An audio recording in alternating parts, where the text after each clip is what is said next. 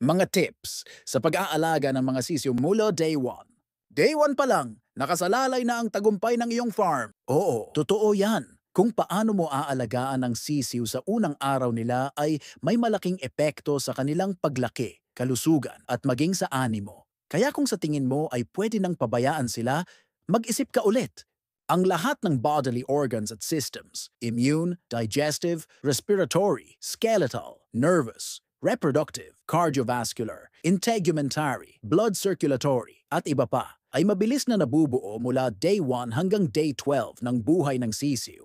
Ready ka na bang gawing successful ang iyong farming venture? Una, pumili ng mainit at protektadong lugar.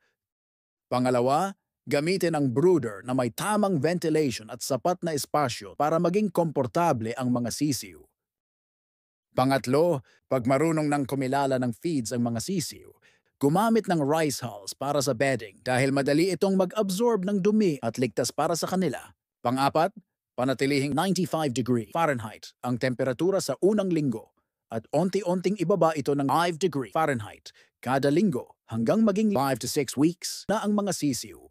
Pro tip, bukod sa maayos na brooding conditions, bigyan ng inyong day-o na mga sisiw ng mas mataas na tsansa sa buhay gamit ang ProGastro Plus at sa mga broilers naman ay ProGastro Gold.